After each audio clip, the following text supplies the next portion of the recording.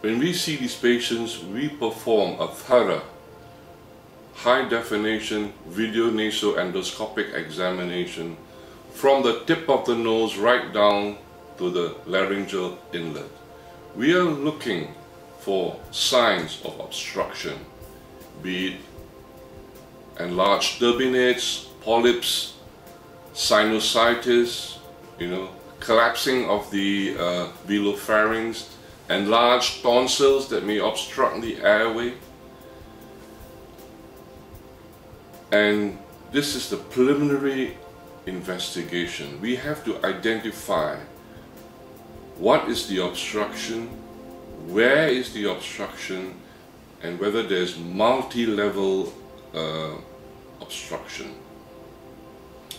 If the patient has allergic rhinitis or sinusitis, we will need to treat it medically first to clear the nose before performing a complete overnight polysomnography, which in layman's terms is a sleep study.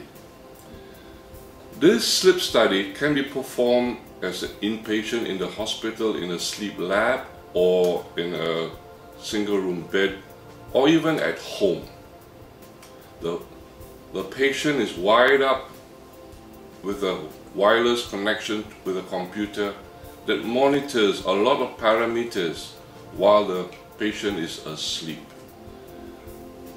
The patient's brain waves, blood pressure, heart rate, oxygen saturation, or any arrhythmias is monitored.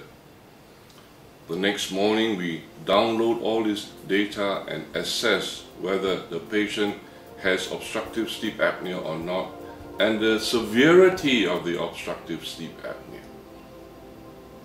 The long and short of it is that all patients with snoring, and habitual snoring is what we are talking about, not the occasional snoring when you have a head cold or when you had too much of alcohol to drink, but a habitual snorer.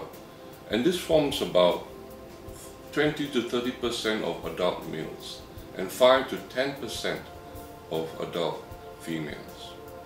These patients need to be investigated, a thorough history, a video nasoendoscopic examination, a complete overnight polysomnography, and assessment of all the risk factors that predispose the patient to snoring and obstructive sleep apnea syndrome.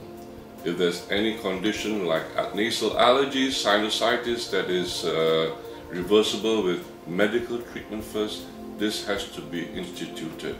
If there's any definitive obstructive conditions like hypertrophic tonsils, nasal polyps, these also would have to be dealt with surgically.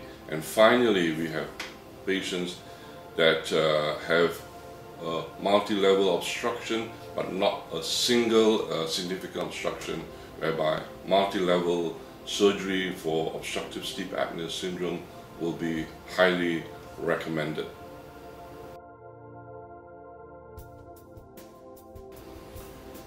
After a thorough history, video nasoendoscopic examination, a complete overnight sleep study, one has to then list out the risk factors for this patient.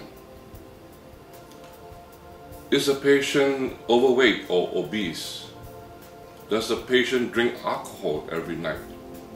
Is the patient on tranquilizers that cause the upper neck muscles to be flaccid, soft, and predisposed to obstructive sleep apnea syndrome?